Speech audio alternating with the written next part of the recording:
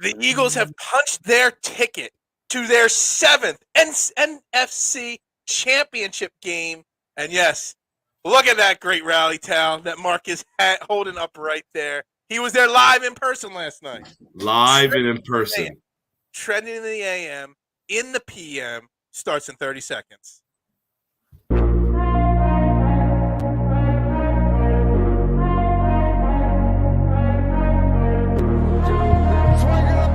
Holding, gets around in front.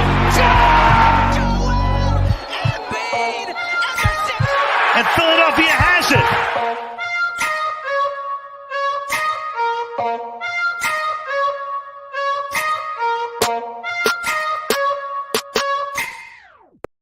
And a very good evening, everybody. Welcome to Trending in the AM, in the PM.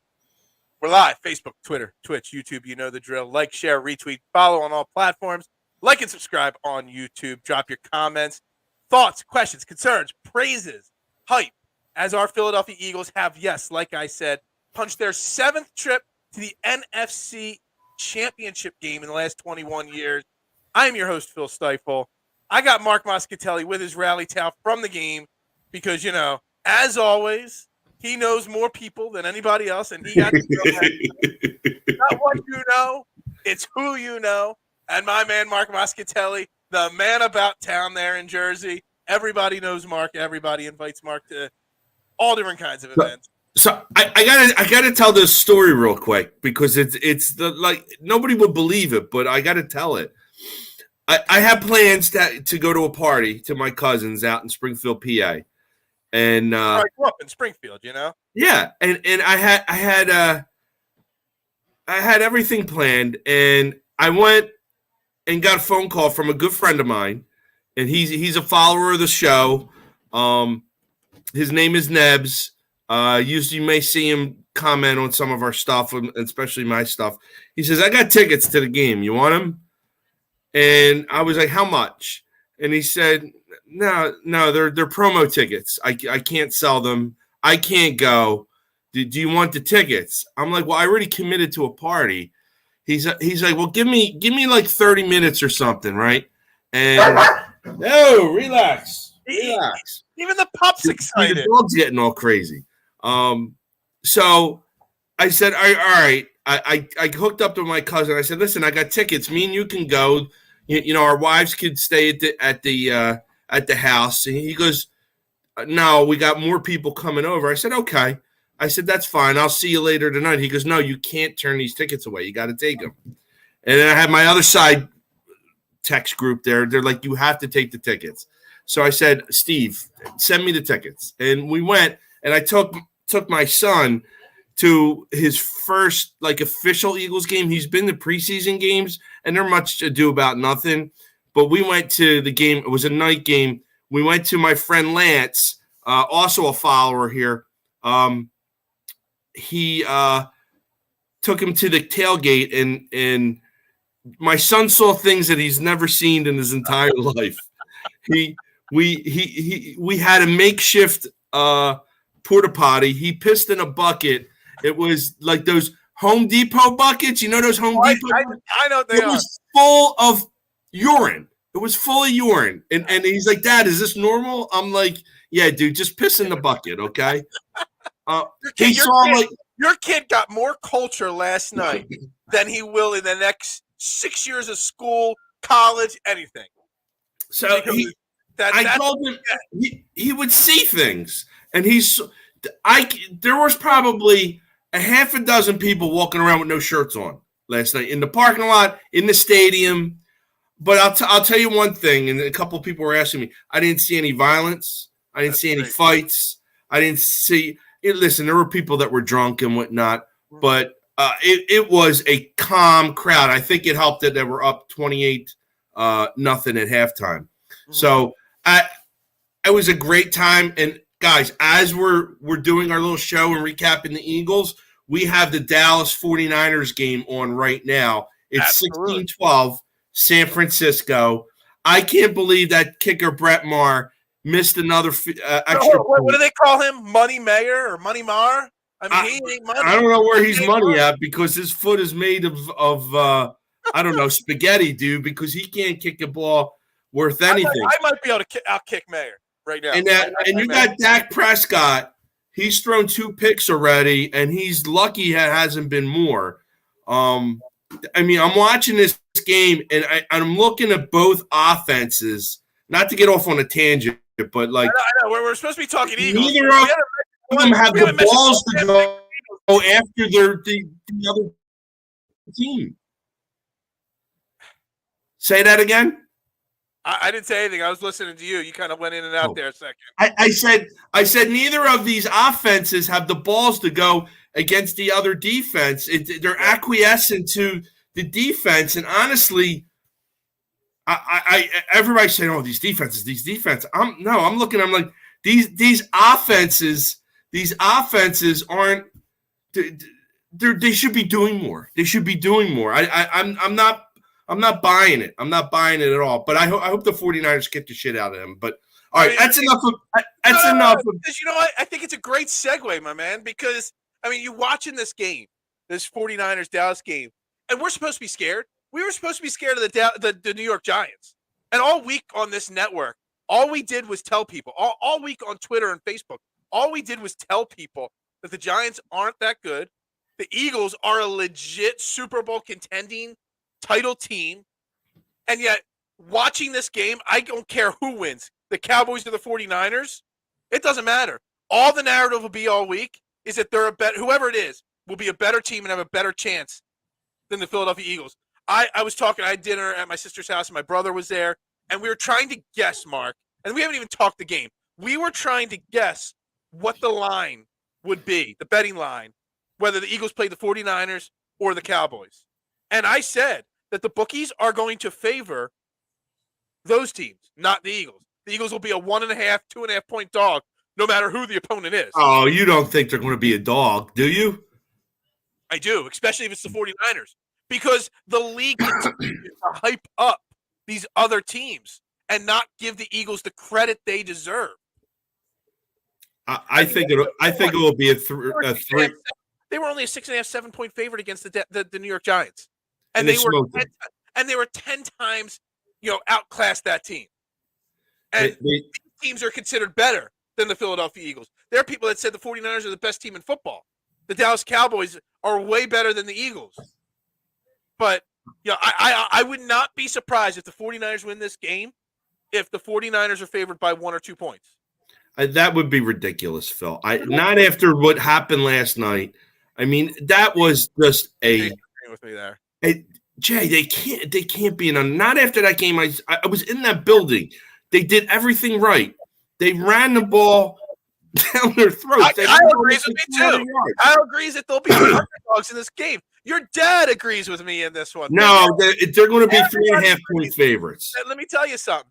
The books are going to start. Now, I'm not going to say it's going to stay there because the smart bettors out there will know that the Eagles are a better team and will, based off of what we're watching right now on our side screens, I guarantee the smart bettors will pour so much money on the Eagles, and if they get points, they will just dump. So the money line will be plus 120 or something like that. Eagles, and everybody, I know I will dump $50, $100 right away on that money line if the Eagles aren't the favorite. Guarantee it. Well, because the national media hypes these other teams up because they want to, get clicks and get a lot of talking because they know it pisses, Philadelphia fans off. But what it does, it influences people as well. And everybody's buying into the hype that everybody else is better than the Eagles, and we shouldn't be the underdogs, but we are. I think that would be a disgrace if they are underdogs, and it would just further solidify a stomping and a win and another Super Bowl berth for the Philadelphia Eagles for Super Bowl 57. Listen. I was at the game. Yeah, you guys saw it on TV. It's funny because when you're at a game, you get a different experience and visual than the people watching on TV. And on TV, but yesterday's game was so much of a domination, you had to see it just as much as we did, that it was a complete and total domination.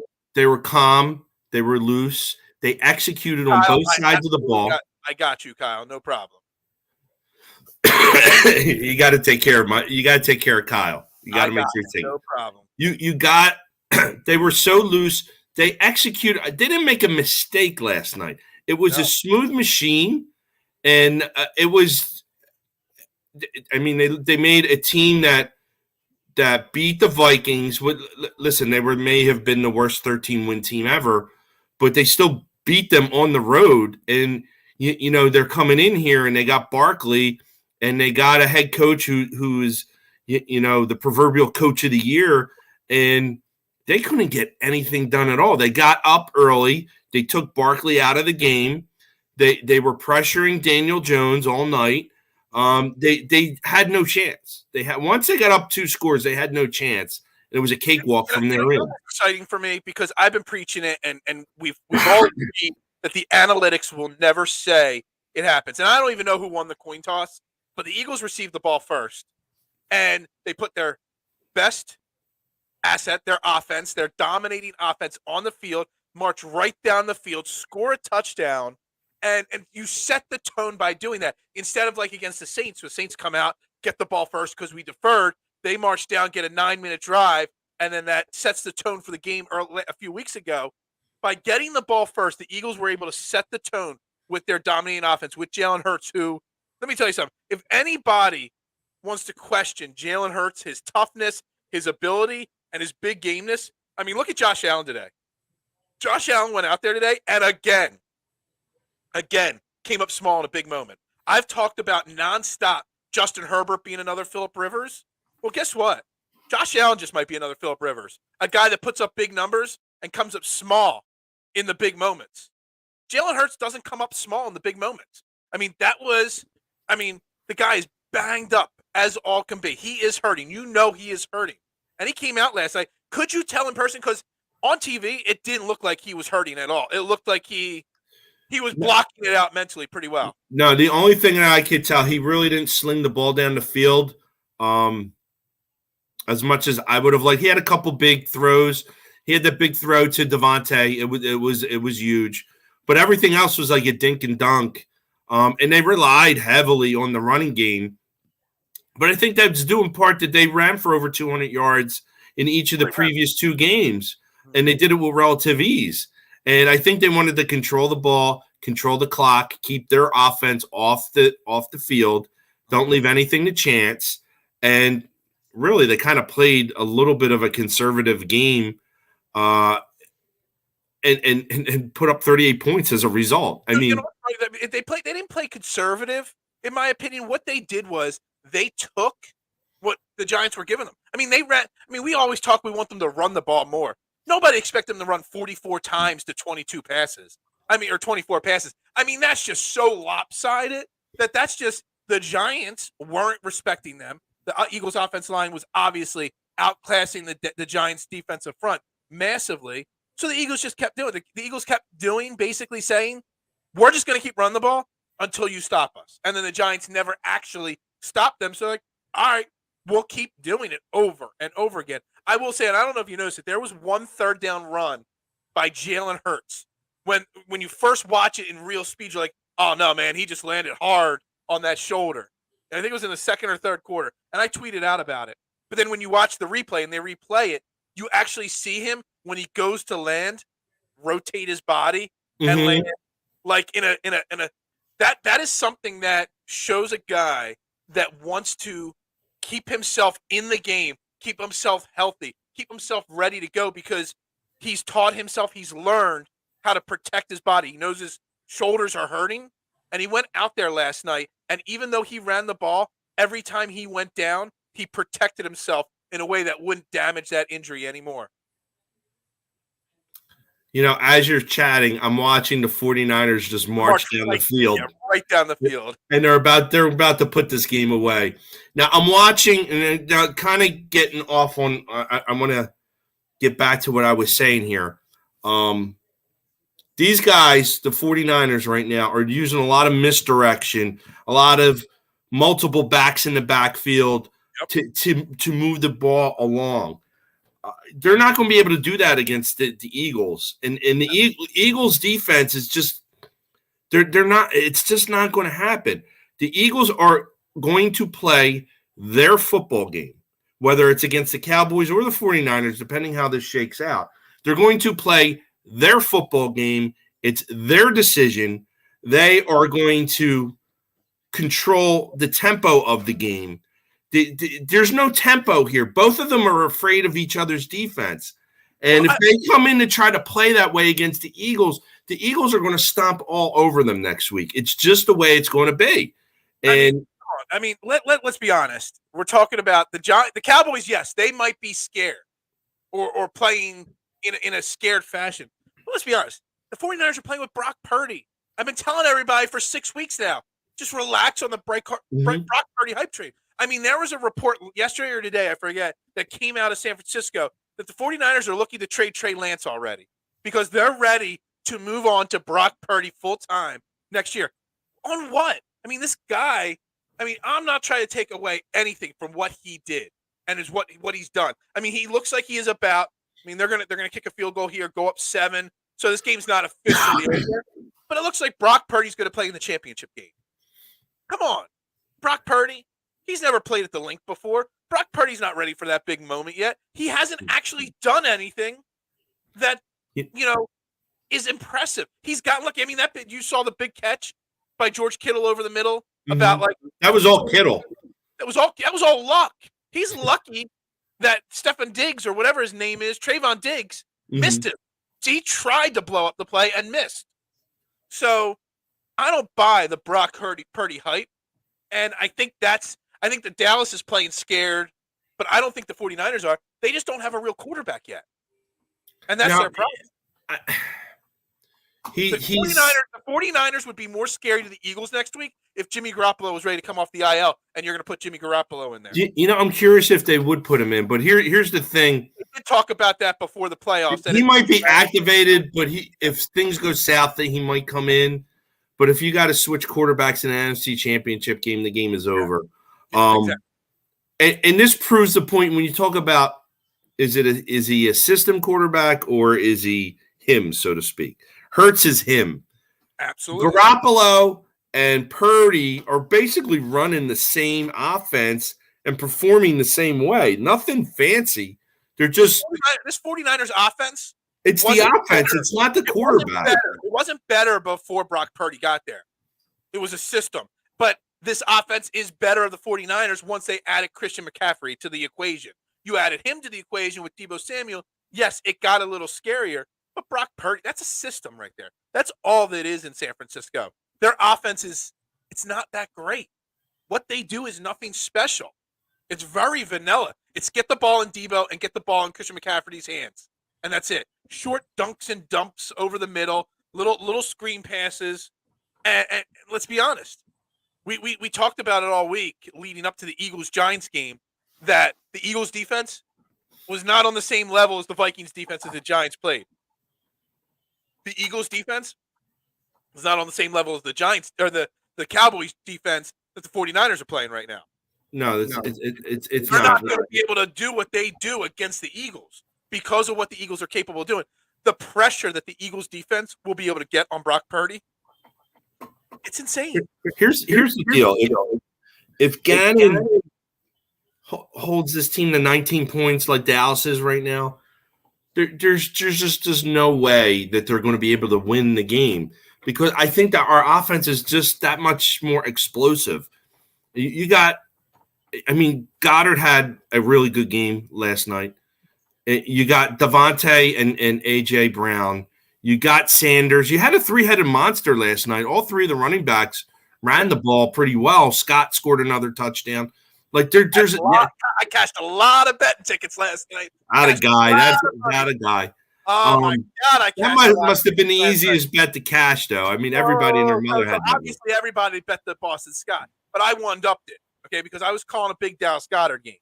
Okay, so I had one bet: Eagles win straight up, and Boston Scott. It was 5-1 basically, and I hit that.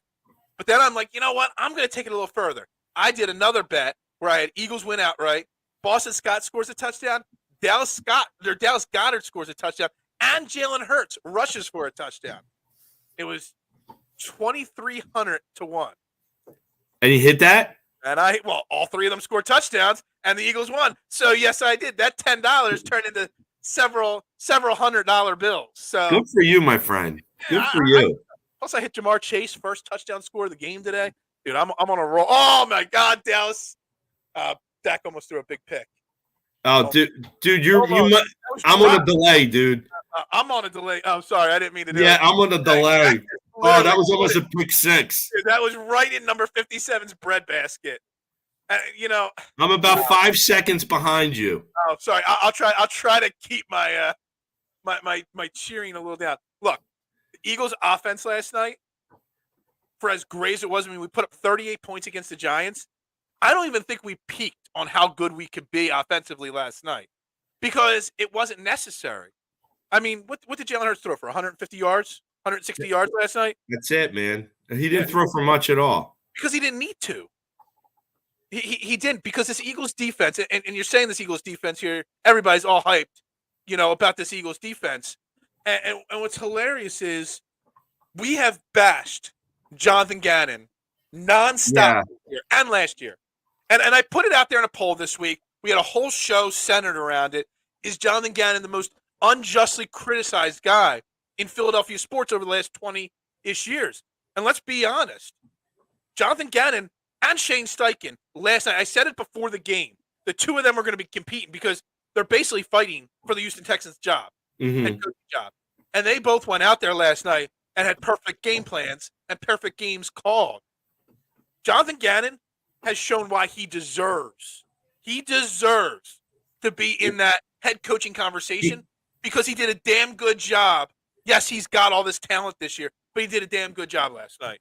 So, Phil, you know me. You've heard my complaints about him and my concerns, and I'm right there with you. And honestly, dude, he played he coached a hell of a game last night.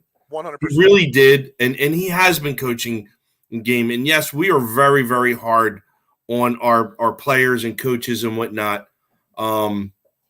It's some of it is deserving, but he came to play last night, and he is going to end up getting hired. He's going to get plucked because he was this close to getting a job last offseason, and we were scratching our heads why.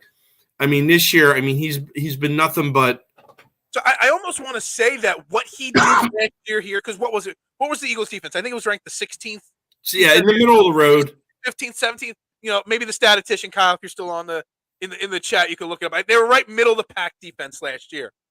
Maybe that was a great coaching performance by him because of the difference in talent. I was thinking before the show, I was trying to I'm like, oh man, I would really love James Bradberry to be back. He had a fantastic game last night. And I know the money's going to be tight this offseason with all the free agents. And then I started thinking, I'm like, James Bradberry, Chauncey Gardner-Johnson, Kazir White, Hassan Reddick, Ndamukong Suh, Linville Joseph, Jordan Davis, all the names that Howie Roseman brought in. Obviously, this defense got better because of it. But let's be honest, some of these guys, like James Bradberry was a cast-off. It's not like we signed him to a 4-year, $80 million deal. We got him on a 1-year prove-it deal because there were questions about him. Okay? Hassan Reddick, if he was the elite pass rusher that he is, a team would have offered him a $20 million, a year kind of deal last year. They didn't. We got him for $50-some million over 3 years. So Howie Roseman brought in really good talent, and Jonathon Gannon helped elevate them to elite status. I don't think anybody would have said any of these guys that came in here this year were elite. They all performed elite this year under Jonathon Gannon. And many of them had career years or prove-it years, and it worked.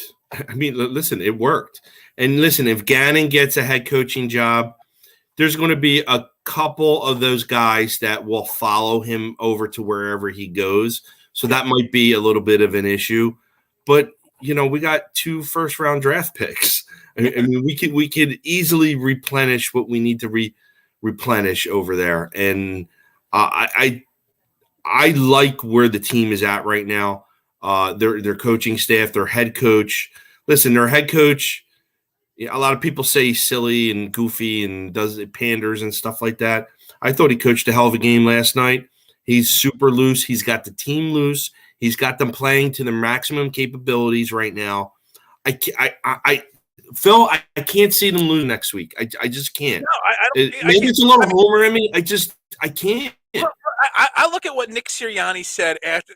Nick Sirianni has been, how do I phrase this the right way? The way he addressed the Jonathon Gannon bashing last night in his post-game press conference and calling out everybody that's, questioned Jonathon Gannon last night.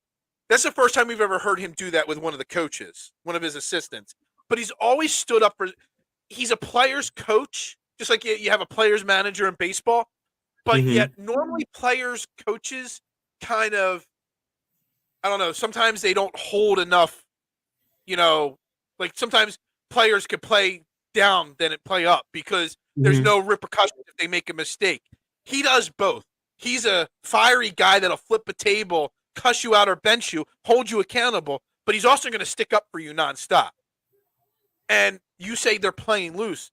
Man, Nick Sirianni, everybody talks about Brian Daboll as coach of the year.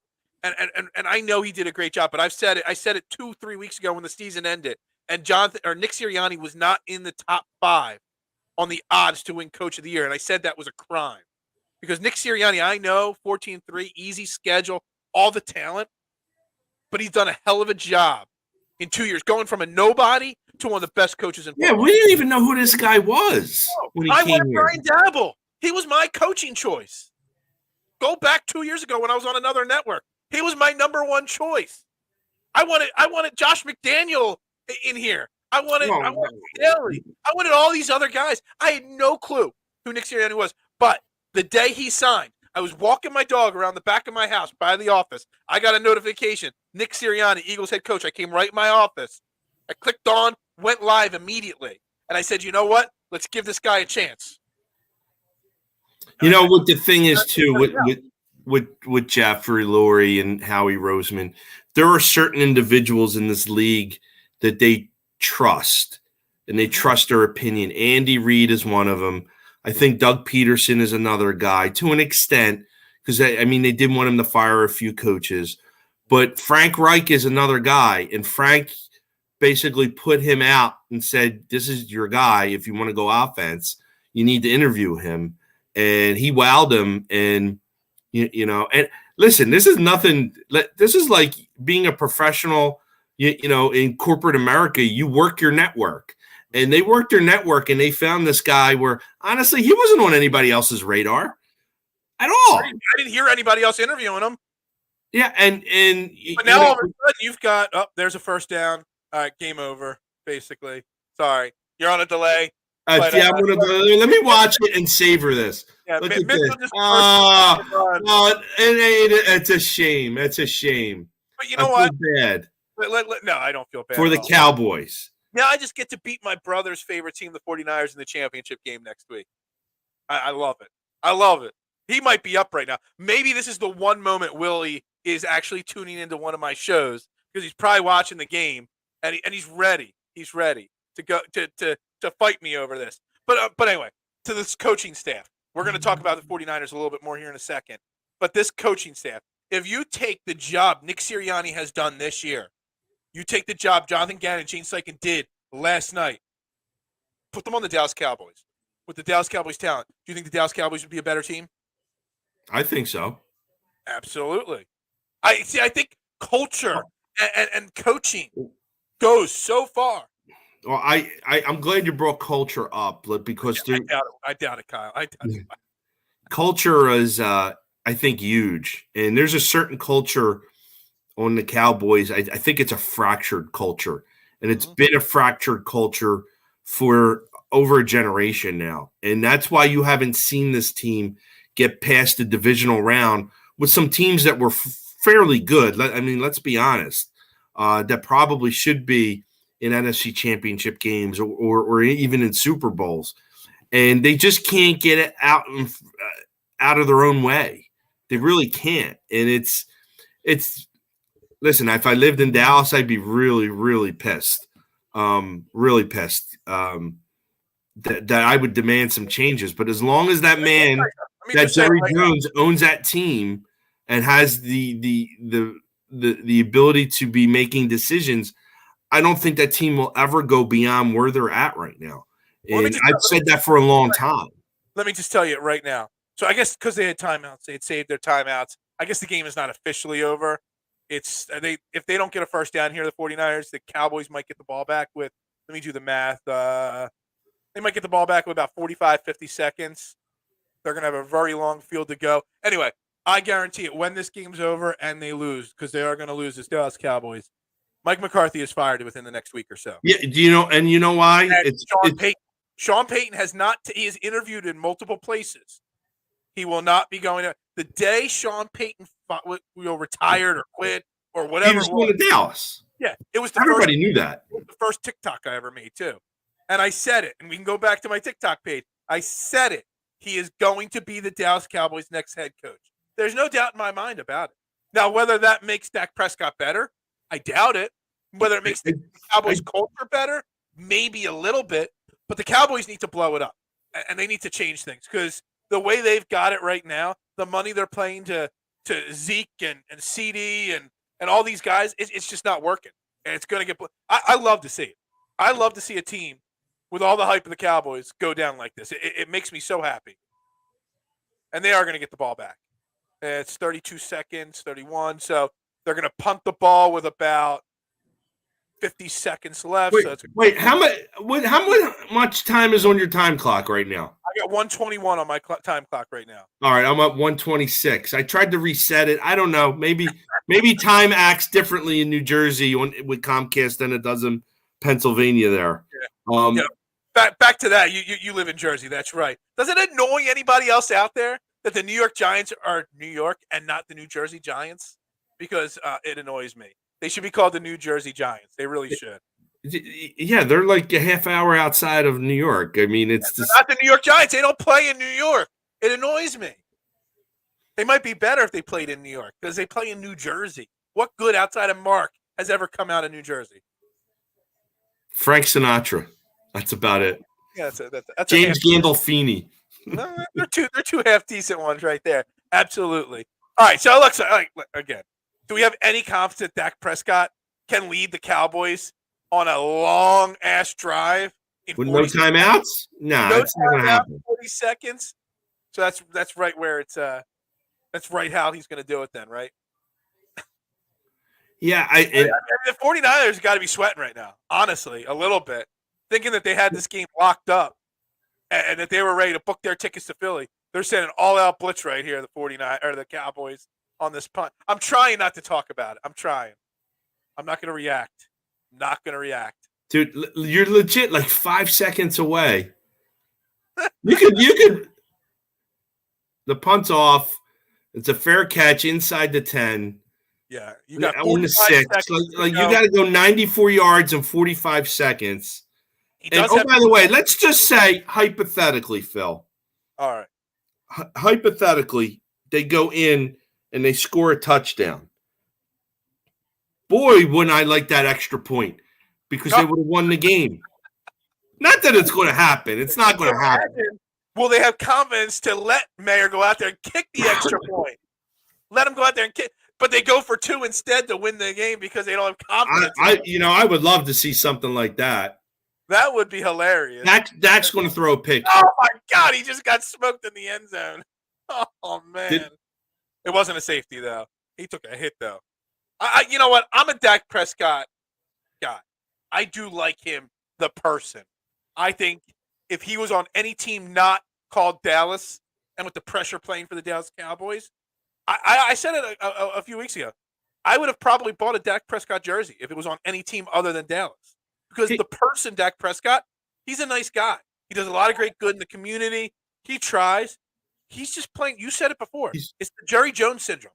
Until Jerry Jones is done with that team, there's no chance. That team has no chance. And trying to ignore Kyle's even further ahead than me because like a minute ago he put 14 seconds left on his screen. So I don't even want to know. Kyle's like 3 minutes. He must live in Bermuda or something. He must be in a different time zone, you know. The getting back to Dak though, like you're right. If he was on any other team, I think he would be a better quarterback. And here's the deal: if you fire Mike McCarthy and you bring in Sean Payton, I can be honest, Sean Payton's stale. I mean, and he had Breeze for how long, and he got 1 Super Bowl out of them. I think it sets that organization back. Absolutely. You hit a great point. I think Sean Payton might be a little overrated anyway. So at this point, yeah, I mean, we got 14 seconds left and we still got 80 yards to go. I'm at 20 seconds here. This is ridiculous. Comcast has got to get their shit together, Phil. 10 seconds left and about 80 yards to go, and my computer just froze up. Oh, it came back already. 10 seconds left. This is probably the last play of the game. Yeah, this is where you get I don't know who posted it. You don't think he's a leader? I don't. He tries to be. I don't know if. I think there's too many egos. I don't think the culture around him allows him to be the leader that he can be elsewhere. I really don't, and it's a shame. It's a shame because, like you said, he is not a bad player. But you got guys like Zeke and CD. You've got a lot of me guys that don't let themselves be led. Now you got 60 yards, 5 seconds. That was a very generous clock operator there in San Francisco. That was a big play that only took 5 seconds off the clock. Well, and it's funny you said that too. I think Jerry Jones just paid the clock operator to give him an extra second or two right there. I was talking about the offenses on that. That last drive the 49ers had before the half was so miscombobulated, and they almost wasted he had to throw the ball away with 1 second left. And that's why I'm saying, like, I don't think they're going to be able to move the ball against the Eagles next week.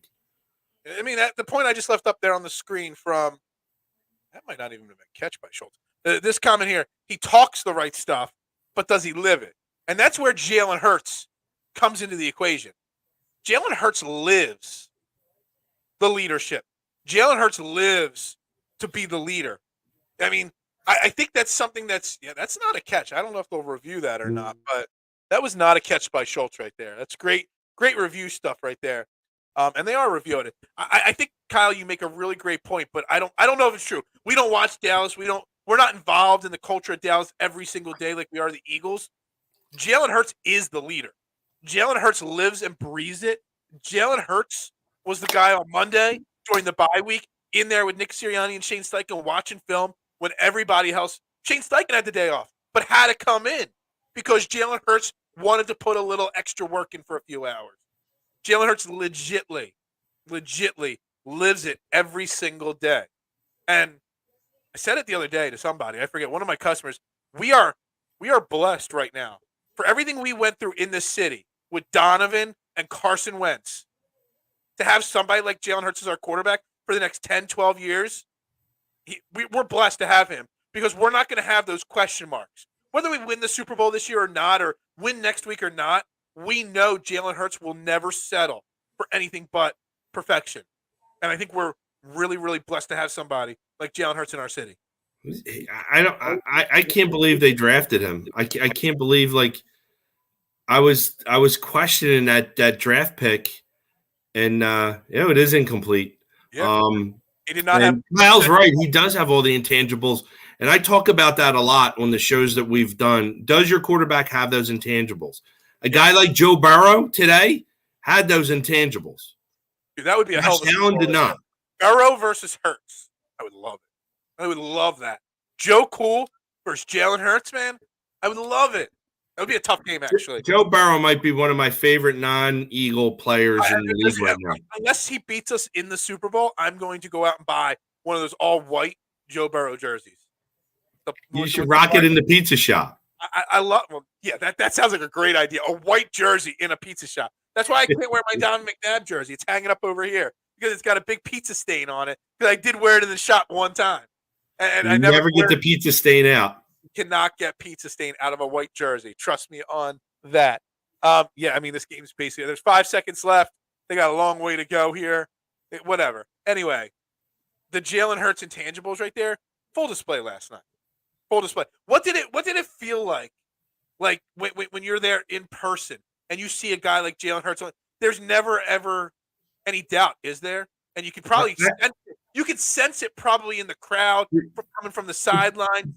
You could sense that aura, can't you? Yeah, yeah. So you would go to a football game when Donovan McNabb was a quarterback, and Donovan McNabb was probably the best quarterback the Eagles ever had, but had a lot of flaws. What's that? One thing, I never saw Don McNabb play football in person one time, not once. I have. I went to a game in '99 or the year before we drafted him when we were like 3-13. It was Detmer. We beat the Patriots in December. I was at that game. Then I didn't go to my next Eagles game until after the Donovan McNabb era was over. I've seen him because of Donovan, just because I just did. Once or twice I saw him. But when you watch the game, you got frustrated because he would often miss a receiver or kill worms with the – like there was frustration that was there. And then Wentz, after that 2017 season, between the injuries and being stuck, I didn't again, I'm 5 – what the hell? They just set up for a big hook and lateral play. Why did they do that? Just smoke the guy that disgrace. The Cowboys are a disgrace to professional football. A disgrace. Happier. The Eagles are now officially facing the San Francisco 49ers at the Link, 3 p.m. next Sunday. Eagles, 49ers for the right to play in the Super Bowl. Damn, it feels good. Eagles, 49ers. Man. What's your early pick? The Eagles. I mean, that's Homer pick right away. Look, I said it at the beginning of the show. If the Eagles are the underdogs on the betting line, I am going to smash that money line so quickly.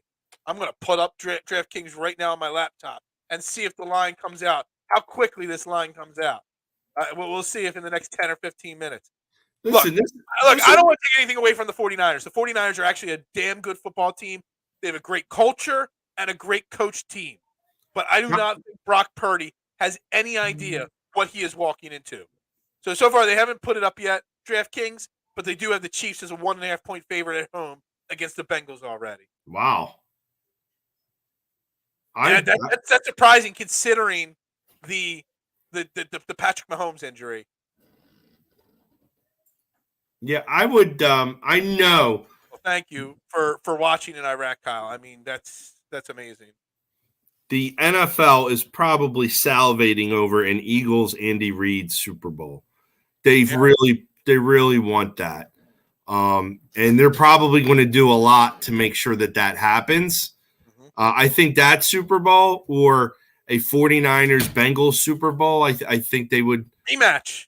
Yeah, a rematch. And listen, it just posted they've been 3 of the last 4 NFC championship games of 49ers with multiple quarterbacks.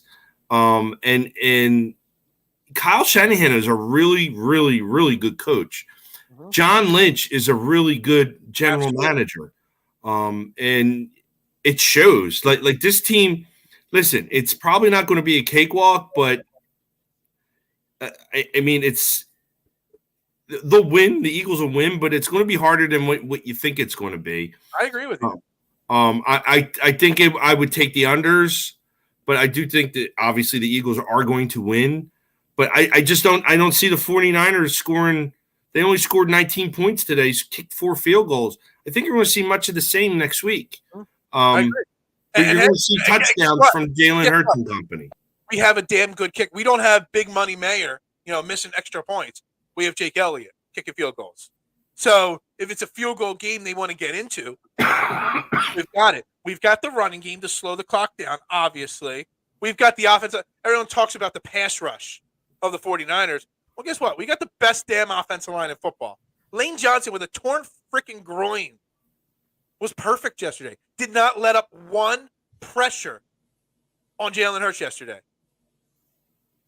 Jason Kelsey, unstoppable still. He's been close to retiring how many times? Mm-hmm. I am not concerned. Like, yes, it'll be a close game, but I think we match up. If you go down it, who's got the better quarterback? Eagles. Who's got the better wide receiver group? Eagles. Maybe it's I mean, Debo Samuel. I think the Eagles they're decent, but it's close. It's close. Who has the better running back game? CMC or Miles Sanders? That's close. It's close. But defensively speaking, we've got just as good. Look, you go point for point. It's an evenly matched game, except for in one category: the quarterback. And that's the difference maker, and that'll always be the difference maker in your game. Jalen Hurts. Oh, I was wrong. Oh, I was way wrong. So it was minus 1.5, and it's already moved. It opened at minus 1.5 for a half a second, and then it moved to 2. So the Eagles are 2-point favorites. So I'm not as excited about that. Not as excited about that. Over under was 45.5 points. So that would put you at 24-21 would be the under. So Eagles 2-point favorites. I still like the 2-point favorite. I would still bet that. Bet the Eagles. Absolutely agree with you on that. Eagles 2-point favorites right off the bat. Man, I'm telling you. I'm not ready to make predictions on scores. They do win. I think it's going to look like a 24-17, 24-20 type of game, 100%. But not as close as what the numbers look like. I don't think the 49ers can get the offense going to score the points needed to beat the Eagles. I just don't. Man, it should be a good game. I hope it's a good game.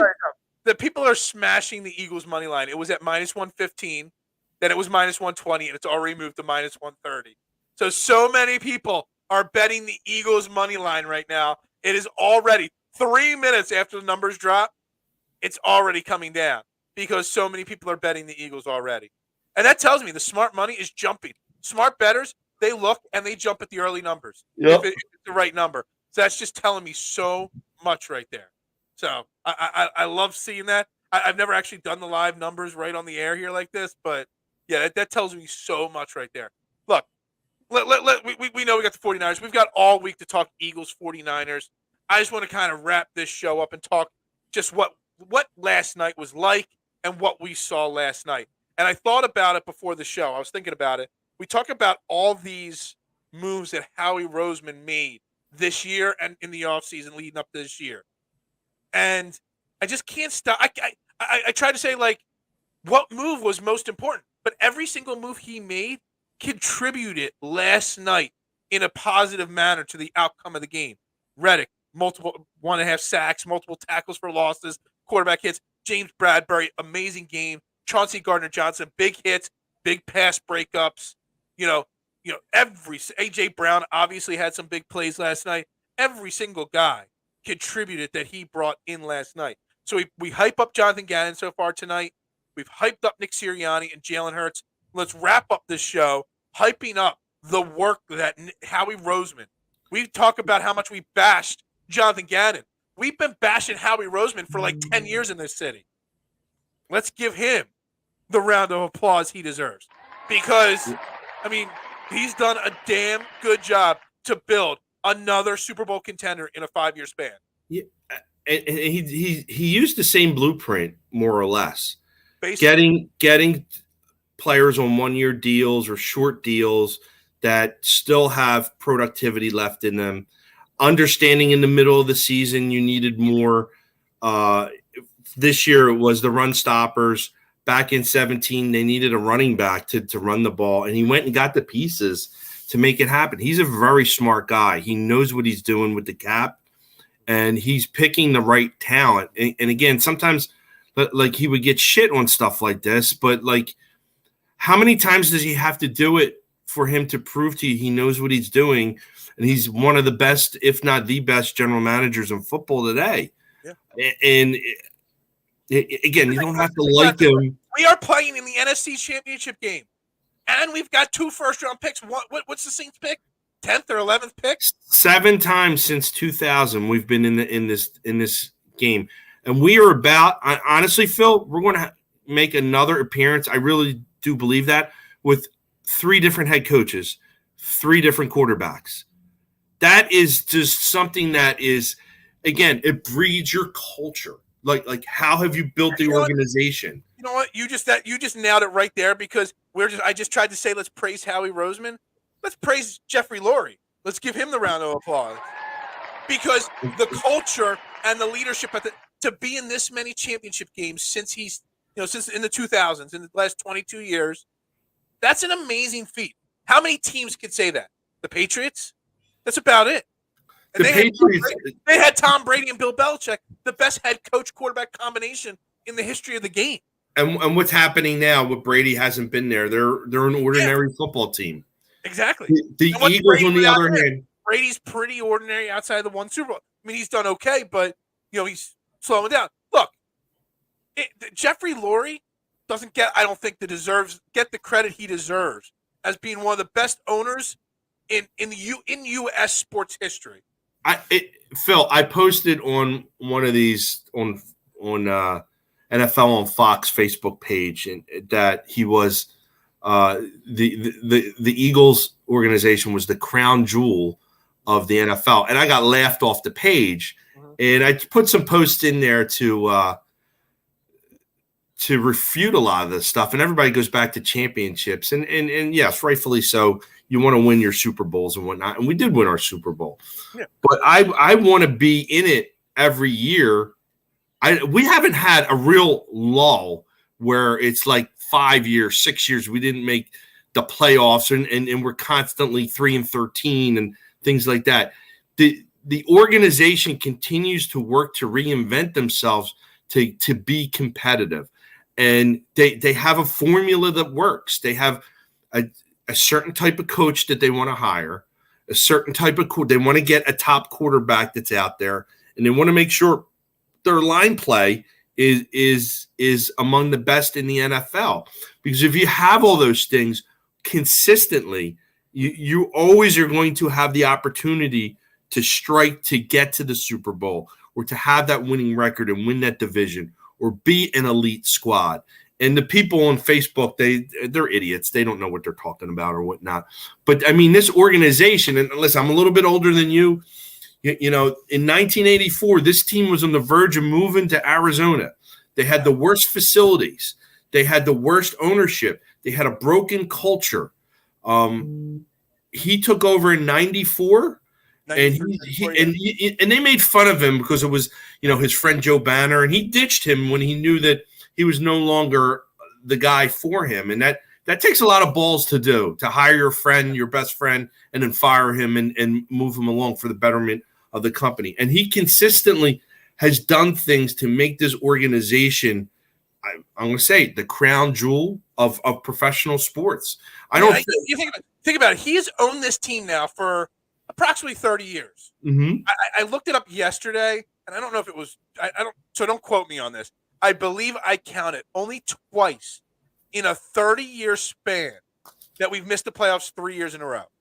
We've never missed the playoffs 4 years in a row. I think I counted 2 times in a 30-year span that we missed 3 years in a row. And that was in between the Ray Rhodes and the start of the Andy Reid era. And there was one other stretch there that we did. That's it. 2 times. Every other time we've missed the playoffs 1 year, and then we're right back in it the next year. Mm-hmm. And that's because of the culture. Look, the Phillies have won a few World Series. They're building something, whatever. The Phillies have never had this kind of success. The Sixers, never this kind of success. The Flyers, never this kind of success. You go across this entire country, you could say the Yankees maybe had maybe because of the money, but they did have a really great culture for a 20, 30-year span where they were winning consistently. You've got, obviously, the Patriots. But you take into the fact the culture and the reputation and all the goodwill they do in the community. I would say they're the gold standard in all of major professional sports in the U.S. over the last 30 years. They're damn near close to it, man. And that culture thing and that community thing, I don't think should be discounted, because there are some organizations that don't do shit, man. They Absolutely. Just pocket the money, man. The line's changing. The Eagles are now 2.5-point favorites, and it's minus 135, the money line. So it continues. People are still jumping over the early numbers with the Eagles right now. It's going to be a fun weekend next weekend. I'm going to see if I can get some more free tickets. Are your friends going to get some free tickets? Can I go next Sunday? Yeah, we'll see if I can wrangle some tickets up. Honestly, the minute like the Eagles won last night, I was on a lot of the marketplace pages and looking. They're asking the ticket prices are just astronomical. I saw one 200 level. They're asking $1,800 a ticket, which is insane, dude. Like, I'm not spending that money. like, no offense, if I had 2 tickets because I was a season ticket holder or I won them, I would probably put them up for sale, honestly. Just because I would love to be there. It would be great to experience a championship game. But let's be honest, $1,800, and if I had 2 tickets, because most people get 2 tickets, $3,600 would do a lot of good in my bank account right now. Yeah, agreed. You can buy tickets directly from them. 10 a.m. Tuesday, Ticketmaster. A limited number of seats will be released. Yeah, limited. Only Because 4 per household. most of the tickets go to the ticket brokers who are going to sell them for $1,800. Yeah. That's another whole subject that at some point after the season ends, we've got to discuss the price gouging out on tickets and stuff like that, because it's something that, look, the average person cannot afford those kind of tickets. Mm-hmm. I don't, 70,000 people last night. How they afforded the tickets, I have no idea. Because, like, yeah, I have a little bit of extra money set aside for things, but that kind of money. I don't have ticket money like that, Phil, No. at all. Yeah, I don't have a special account set aside for ticket money. I'll say this. I sat next to another father-son at the game. That same deal. His boss had 2 tickets, didn't want to go, gave him the seats. So for every guy that who's spending $1,800 for tickets, there's also that guy that gets a free pair too, and it probably evens itself out a little bit. But like, what bothers me when you're talking about the tickets, and this could be a good topic for a show in the future. A lot of these seat geeks and whatnot, like, they're in cahoots with the league. The league gets a cut of it anyway, and it's like it doesn't sit right. I mean, it doesn't sit right. I mean, it started late last year with the Bruce Springsteen and the Taylor Swift prices for their tickets getting out of control. And I was trying to tell some of the little kids that work at my pizza shop, the 15-year-olds and the 16-year-olds. Like, back in the 90s when I went to concert tickets, I had to wait in line. There was no online bots. So you didn't have you could get tickets at face value. You just waited in line for at a Ticketmaster location. I tried to get tickets for Taylor Swift and for Pink. And both times I didn't get any tickets for either one. And it was an absolute friggin' disaster. I'm working my phone, I'm working my laptop. Everything is freezing. Nobody is able. You think you're in there to get the tickets, and then everything times out. It's fucking ridiculous. Excuse my language. It's ridiculous, and it makes me not want to go to these types of events. It just doesn't. I agree 110% with you. But anyway, we've got the Eagles playing in the NFC Championship game again, guys. This is exciting. It's going to be a fun week on DSM Media. Think about this, Mark. We had the Phillies run. Now we've got the Eagles run. Can we get a Sixers run too? I mean, they're playing damn well too. They beat Sacramento last night. Can you believe how great Philadelphia sports is at the moment outside of the Flyers? You got the Union played for the title. Wait a second. The Flyers won again? Did they win tonight? Did they win again tonight? They were losing 3-1 when we went on the air. I don't know. I could have gone. I turned down free tickets to the Flyers game tonight because I did not care to waste my time and energy at a hockey game tonight. Hockey games are fun. I'm so detached. They lost 5-3 tonight. They lost 5-3? Okay. I'm detached from the team. Let me just add, I know you're not a college basketball guy. Temple University beat number 1 Houston today. Huge win. My brother was telling me about that, and I'm like, who? Temple? What's that, a basketball team? I didn't know. It was it's a major win for Aaron McKee, and hopefully that'll help get them into the tournament, because right now none of our teams are going to make it at the rate that they're going. I forgot Aaron McKee was even their coach, honestly. I kind of forgot about that. Phil, you got to get dialed in a little more into college. I used to be a massive college basketball fan. There was never a year that I didn't have the Final Four predicted perfectly. Yeah, I was a great college fan. But somewhere along the line, honestly, on a side tangent, I think it was because I was a big East basketball fan. And then about like 8 or 9 years ago, the Big East kind of split, or whenever that was. Mm-hmm. The Big East became the Big Least. It wasn't as competitive as a conference. And then I'm like, I'm not going to watch Big East basketball. So then I'm not going to watch other it was like Big East basketball kept me locked into the rest of college basketball. and then when the Big East broke apart, I lost interest over time. So fair. I still think college basketball has the best playoff out there. Yeah. We always watch. We also watched a lot of movies in class and a lot of TV. Didn't we watch like Friends in class a few times and Seinfeld? And Kyle, you'll be the only one that understands this. Wasn't Congo a great movie in class? We're just going to leave that at that. Anyway, we're going to wrap it up on the most inappropriate comment that only me and Kyle understand. I might have the movie wrong there, Kyle. I forget. Trending in the AM is and DSM Media is going to be. Yeah, Kyle, you know what I'm talking about, my man. Yeah, I'll tell you, Mark, after we go off the air what that means.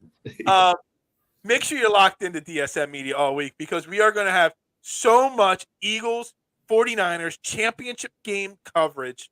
This is why I got into sports and podcasting and social media content creation for moments like this. So make sure you like, you subscribe, you follow on all social media platforms.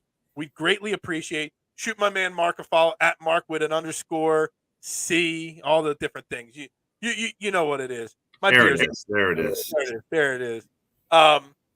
Everybody have a great night. Mr.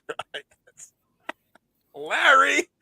Anyway, love the inside jokes. Yeah, the inside jokes. Only from high school. Everybody have a great night. This will be replaying all day on Monday on DSM Media. So drop your comments. I will go back and respond to every one of your comments from watching this show on the replay on Monday, guys. I got an early morning at the pizza shop.